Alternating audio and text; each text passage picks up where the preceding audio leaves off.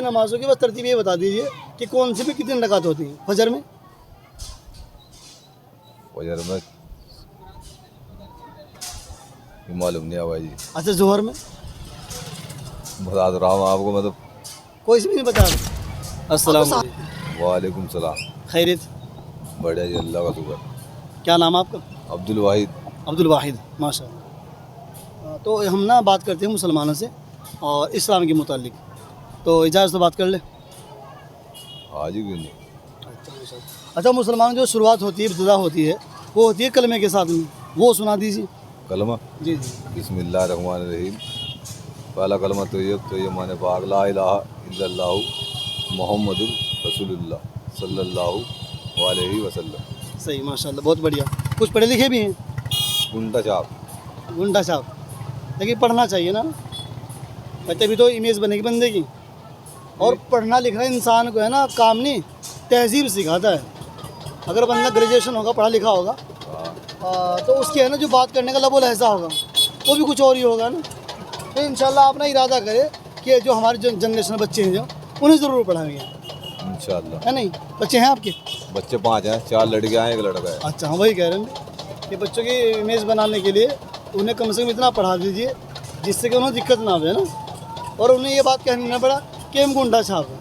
नहीं, याद रखें इंशाल्लाह, याद नहीं होगा इंशाअल्लाह। क्योंकि इस्लाम का मयार है पढ़ना और पढ़ाना। कुरान की जो क्या होगा आगा चल। कुरान की जो इब्तिदा होती है ना, वो है ना इकरा बिस्मि रब्बिकल्लज़ी खलक के साथ होती है, कि मुसलमानों की ताकीद की आप पढ़िए, ये ताकीद दी गई है मुसलमानों को। अच्छा, जैसा आपका नाम अब्दुल वाहिद है, तो इसका क्या मायना है? माने इसके है अल्लाह एक है, अब्दुल वाहिद। नहीं, अल्लाह तो एक ही है, इसके लेकिन माने हाँ, वो तो फिर वो तो अल्लाह वाहिद होता है भाई। मतलब एक है। मतलब वाहिद माने एक हो, हाँ वाहिद का मतलब एक हो गया। जी। लेकिन हम कह रहे अब्दुल वाहिद का क्या मायना है? अब्दुल वाहिद अल्लाह का नेक बंदा है जी। नहीं नहीं नहीं, थोड़ा कन्फ्यूज़ हो रहे हैं, थोड़ा इधर उधर डिसबैलेंस हो रहे हैं। अब्दुल वाहिद पता किसे कहते हैं? अब्दुल वाहिद कहते हैं एक, जो एक है ये उसका बंदा है। जी। और वो कौन है? अल्लाह। वो अल्लाह है। अल्लाह का बंदा है। हाँ, ये मतलब इसका अल्लाह का बंदा हो गया। एक का बंदा किसका? सिर्फ अल्लाह का। अल्लाह का। अच्छा, चलिए थोड़ी सी बात कर लेते हैं। नमाज़ पढ़ते हैं माशाल्लाह? नमाज अभी पढ़ना भाई। क्यों माफ़ हो गई? नहीं माफ़ नहीं होती। तो ऐसा क्यों, फिर क्यों नहीं पढ़ पा रहे हैं? बस एक तो कमर में चन का था, क्या नाम 8-10 दिन से झुकन जा रहा है बिल्कुल भी। तो बैठ के पढ़ लेते। हाँ बैठ के पढ़ जा। इस्लाम में बहुत सारे तरीके हैं नमाज़ पढ़ने की, लेकिन नमाज किसी हाल में माफ़ नहीं है। इसलिए नमाज़ पढ़िए खड़े होके, बैठ के, लेट के, इशारे से, 4 तरीके तो हैं। इंशाअल्लाह। और फिर उस उलेमा उसमें आपको रास्ता बताएंगे, भाई ऐसे नहीं ऐसे पढ़नी, ऐसे नहीं ऐसे पढ़नी। अगर आपने खुद ही रास्ता निकाल लिया, फिर चनका भी हो जाएगा, फिर बीमारी भी हो जाएगी। वो तो अपना हो जा। अगर उलेमा से पूछेंगे तो रास्ता निकाल देंगे आप, रास्ता नहीं। क्योंकि माहिर लोगों से पूछना पड़ता है भाई ये काम कैसे होगा, जी। है ना। मैंने आपको इसके बारे में पूछा, ये क्या है, क्या बोलते हैं इसको? वो तो है इसका लगाने का स्टैंड। चलिए, मोबाइल स्टैंड। आपने इसके बारे में मुझे 4 बातें बताई है। ये थोड़ा चौड़ा हो जाता है, थोड़ा घूम जाता है, इसको चौड़ा कर लीजिए, लंबा कर लीजिए थोड़ा सा, ये मोबाइल को पकड़ लेता है, क्योंकि आप इसके माहिर हैं। कुरान के माहिर कौन है? दीन के माहिर कौन है? पढ़ने वाले। हाँ। आलिम दीन। तो जब उनसे अपने राब्ते को करेंगे तो इंशाल्लाह ये मसला आसान हो जाएगा।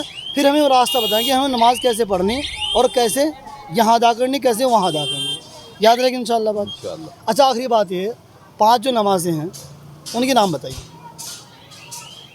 हम क्या फजर, पाँच एक नंबर। फजर है, एक ईसा, फजर के बाद ईशा आगे जी। जोहर, नहीं, हाँ, तरतीब से बताइए, तरतीब से बताइए। पहले नंबर पे आती है फजर, उसके बाद जोहर की, जुहर, उसके बाद फिर होगी क्या नाम ईसा की। ईशा की। आ गया दिमाग से निकल ली। ईसा की होगी दिक्कत शायद नहीं नहीं, ईशा कहाँ जाएगी? ना, उसकी होगी क्या नाम जोहर। आ गया दिमाग से निकल रही मेरे।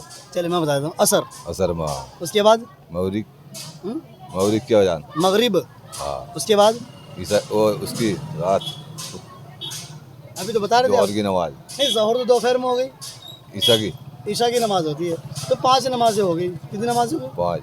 अच्छा, 5 नमाज़ों की बस तरतीब ये बता दीजिए कि कौन सी भी कितनी रकात होती है फजर में। फजर में ये मालूम नहीं है भाई जी, अच्छा, जोहर में बता तो रहा हूँ आपको मतलब। कोई से भी नहीं पता आपको? आप तो सहारनपुर में रह रहे हैं यार, सहारनपुर तो दीन का गढ़ है। यहाँ तो माशाल्लाह अगर आपने कहीं बता दिया ना मैं सहारनपुर का, तो आपको है ना सर पे उठा लेंगे लोग, इतनी मोहब्बत करते हैं सहारनपुर वालों से। कभी आप तबलीग जमात में गए हैं? जमात में गया 3 दिन की मैं। कब गए थे आप? बहुत पहले। हाँ यही मसला है वो, जो आप अपडेट नहीं हो पा रहे हैं, वरना छोटी छोटी बातें तो माशाल्लाह सबको पता रहती है। तो इसलिए क्या करना होगा, हमें तबलीग में वक्त लगाना होगा, जमात में आए। और तरतीब से लगाना होगा।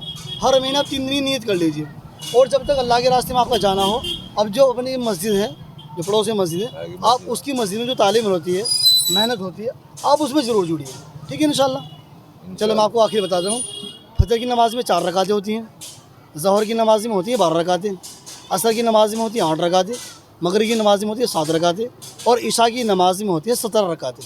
याद रखें इंशाल्लाह। अच्छा, मिल के कैसा लगा? मिल गया, दिल को सुकून मिला। चलिए शुक्रिया। और साथ में जो हमारे मुसलमान भाई है, आप उन्हें क्या पैगाम देंगे? पैगाम है भाई, अपना नमाज पढ़ो, सीखो ये बात जो सिखाना चाह रहे, दीन की बात है, अल्लाह की राह में चलो।